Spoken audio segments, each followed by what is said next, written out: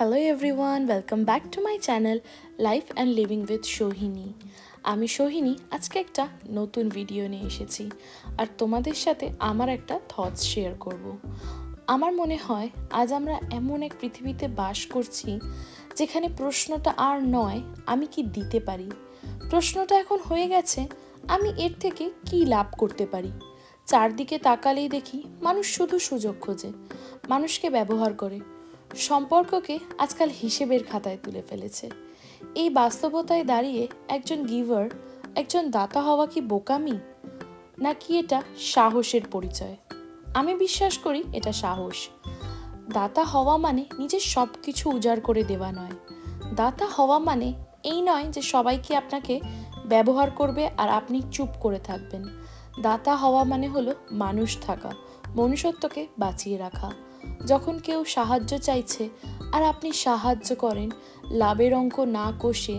যখন কেউ কষ্টে আছে আর আপনি পাশে দাঁড়ান শুধু ধন্যবাদ পাওয়ার আশায় নয়, তখন আপনি দাতা। কিন্তু হ্যাঁ, সত্যি কথা বলি, এখন এই দুনিয়ায় অনেক অ্যাডভান্টেজ টেকার হয়ে গেছে। তারা আপনার ভালো ব্যবহারকে দুর্বলতা ভাবে, আপনার নীরবতাকে সুযোগ ভাবে। তাই দাতা হওয়ার একটা সীমা থাকতে হয়।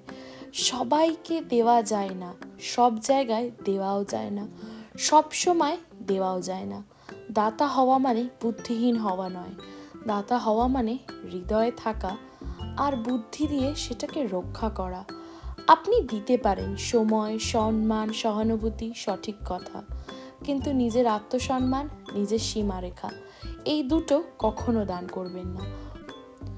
মনে রাখবেন, এই পৃথিবীতে সুবিধাভোগীদের দিয়েই চলে, কিন্তু এই পৃথিবী সুন্দর হয় দাতাদের জন্যই। ইতিহাস কারো নাম লেখা থাকে না, কে কতটা নিল কার তার জন্য।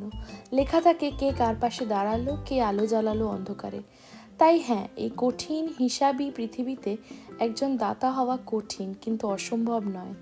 আপনি দাতা হন, কিন্তু নিজের আলো নিভিয়ে নয়, নিজের আলো জ্বালিয়ে, অন্যকে পথ দেখিয়ে।